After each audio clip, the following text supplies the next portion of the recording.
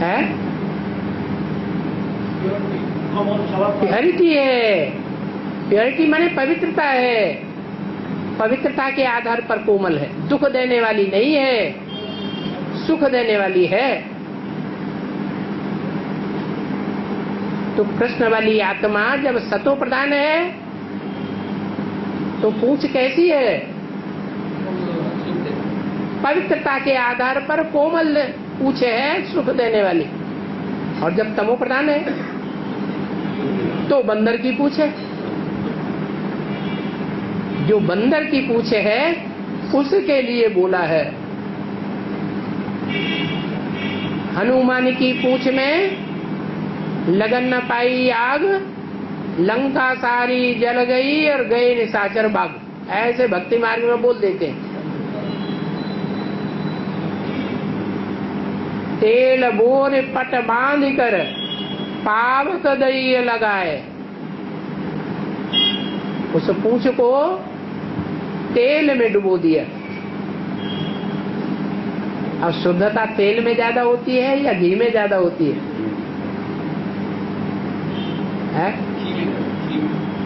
घी में ज्यादा शुद्धता होती है। घी में नहीं बोरी गई, डुबोई गई। काहे में डुबोई गई? तेल में डुबोई गई। यानी ईश्वरीय ज्ञान को शास्त्रीय ज्ञान से जब टैली करके मनुष्यों के सामने रखा जाएगा तो वो शुद्ध घी है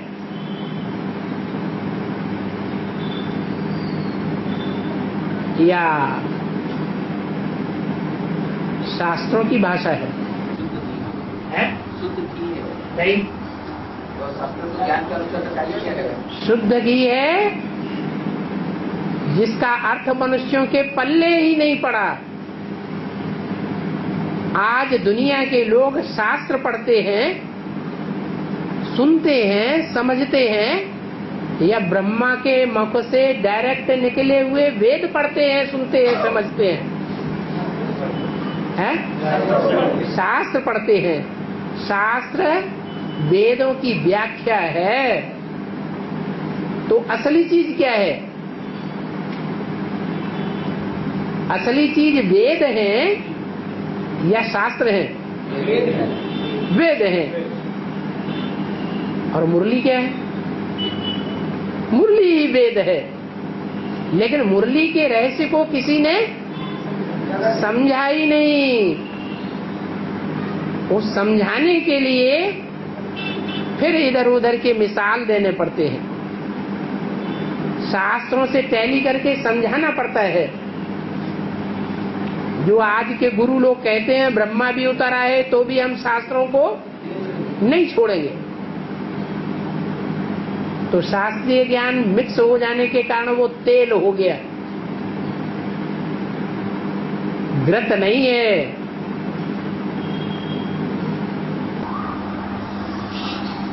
शुद्ध घी होता है जो उज्जैन मुंह से निकाला गया जो वाणी है। शुद्ध घी हो गया जो बाबा के मुंह से उच्चारा गया जो डायरेक्ट वाणी। ब्रह्मा बाबा के मुख से जो डायरेक्ट निकला वो शुद्ध घृत है। लेकिन उस घृत को किसने पचाया? कोई मनुष्य हैं जिन्होंने पचाया? अरे कौन है? कोई मनुष्य माने ढेर के ढेर मनुष्य हैं या एक ही है? एक ही है।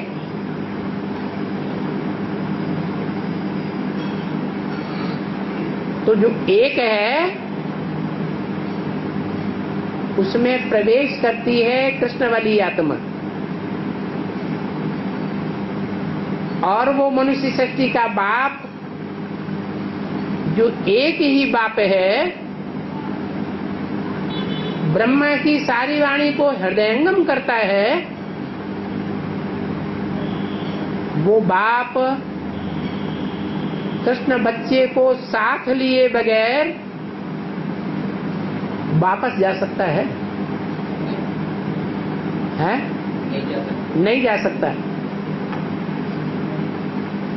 कोई भी बाप अगर सच्चा बाप है और घर में आग लगी हुई है, तो जब तक अपने बच्चे को नहीं निकाल लेगा तब तक खुद घर से बाहर नहीं भाग सकता। ऐसे ही इस दुनिया में आग लग रही है इस भंबोर को।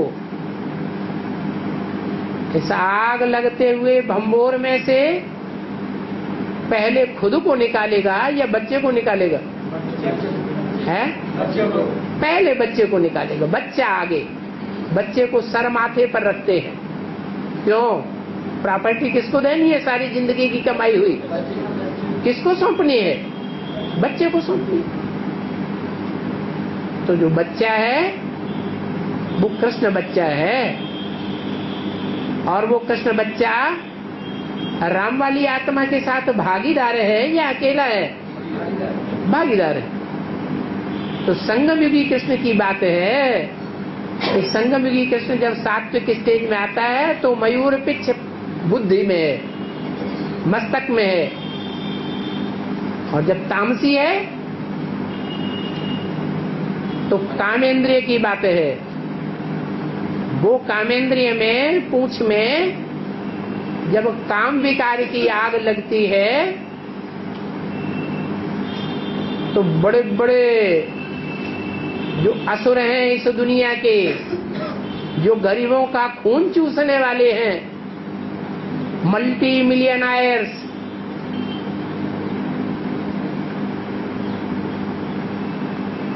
बहुमंजिला इमारतों के अधिपति,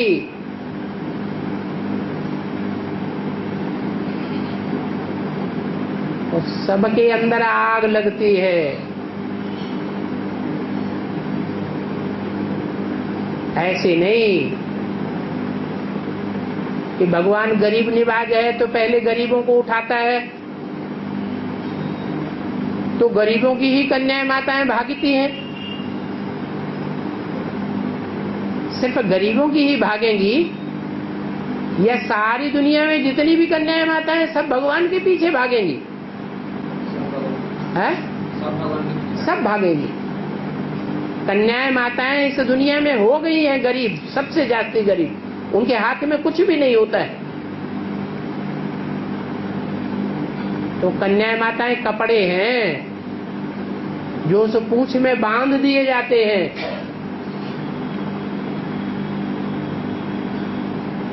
वो कपड़े जो हैं काहे में भिगोए गए? तेल में भिगोए गए। मुरली की बातों को शास्त्र में टैली करके जो उनको सुनाया जाता है और उनकी बुद्धि में जो ज्ञान बैठे जो आकर्षित होते हैं, वो अगर शास्त्रों से टैली करके सुनाएंगे नहीं तो वो ग्रहण नहीं करेंगे, तो सुनाना ही पड़ेगा। इसलिए दिखाते हैं कि हनुमान की पूंछ में आग कब लगाई गई? जब लंका के जितने भी सुंदर सुंदर वस्त्र थे वो सारे वस्त्र उसकी पूंछ में बांध दिए गए और उसमें काम विकार की आग लगा दी गई। उसका रिजल्ट क्या हुआ? रावण की लंका जल गई, लेकिन विभीषण का घर बच गया। ये विभीषण कौन था? है? राम का भक्त था या दुश्मन था? है? जो राम के भक्त हैं वो बच गए और बाकी सब फेर खलास हो गए। जो मुरली में बोला है, तो मुझे पतित पावन सीताराम कह के बुलाते हो तो तुम ही पतित पावन बनते हो। जो मुझे पतित पावन सीताराम कह के बुलाते नहीं वो पतित से पावन बनते भी नहीं। तो राम वाली आत्मा के थ्रू जिन्होंने उस परमपिता परमात्मा को पहचाना उन्हीं के घर बचेंगे। कैसे बचेंगे? जो बोल दिया व्यक्तवाणी में कि तुम बच्चों का पूरा परिवार ज्ञान में चलेगा, तो जो पूरा परिवार है वो घर परिवार गृहस्थ घर हुआ या नहीं हुआ? तुम्हारा घर बचेगा और बाकी सबके घर सब बर्बाद हो जाएंगे। बाबा वहीं पर दिखाया गया देवताओं ने भी गाय की पूंछ पकड़ करके विश्वनाथ नदी को भी पार किया, तो इसका क्या अर्थ आ जाता है? वो कौन सी गाय है जिसके शरीर में 33 करोड़ देवताएं दिखाई जाते हैं?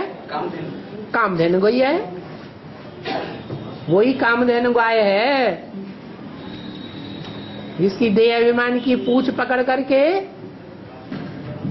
सारे पार हो जाते हैं। बंगाल में ये खास प्रसिद्ध है। गंगा सागर का जब मेला होता है तो वहां जो भक्ति मार्ग चलता है उसमें जाके कोई भी देखे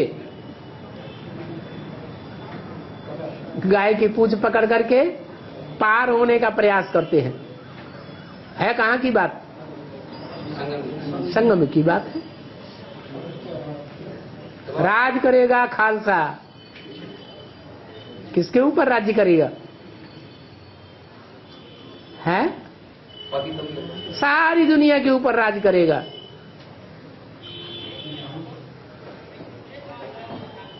सूर्यवंशी आत्माएं भी चपेट में आ जाएंगी या नहीं आ जाएंगी? वो भी चपेट में आ जाएंगी। बाबा कुछ क्षण के लिए आएंगे ना, लंबे समय। कक्का चोर सो लक्का चोर।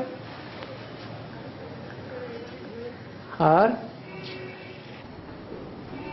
बाबा इसमें मुरली में बोले गए हैं जब बलराम हल चलाता था तब नदियों की पानी रुक जाती थी, सर क्या मानते हैं? नदियां कौन है? कन्या माता है। तो कन्याएं माताएं उनके ऊपर उनका जब धरणी चीरी जाएगी तो उनकी बुद्धि धरणी में जाएगी या आत्मा में जाएगी? कहाँ जाएगी? है धरणी में बुद्धि जाएगी। धरणी में जब बुद्धि जाएगी तो देह अभिमानी बनेंगे या आत्मा अभिमानी बनेंगे? हैं? देह अभिमानी बनेंगे तो जल का विचरण रुकेगा या विचरण होता रहेगा? बुद्धि में ज्ञान चलता रहेगा, मनन चिंतन मंथन चलता रहेगा या ज्ञान जल की धारा रुक जाएगी? है रुक जाएगी। तो वह फिर कब चलेगी? है फिर कब प्रभाव शुरू हो जाएगा? वो हल चलना बंद होगा तो फिर प्रभाव चालू हो जाएगा। वो नारायण 13 जन्म लेता है। सीता में वो नारायण 13 जन्म लेता है।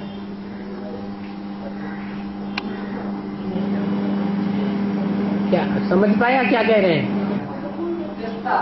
सीता युग में 13 नारायण 13 वो नारायण। त्रेता युग में 13 नारायण नहीं होते हैं, 13 राम होते हैं।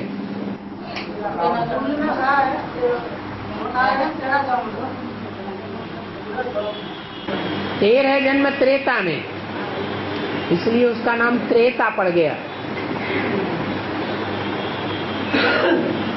12 जन्म नहीं,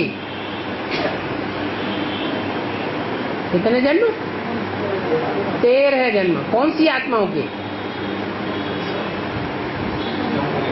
नहीं, जो ब्रह्मा जैसी आत्माएं हैं। राम वाली आत्मा का तो एक जन्म संगम युग में पहले ही साकार शरीर से हो गया। हुआ या नहीं हुआ? है? अरे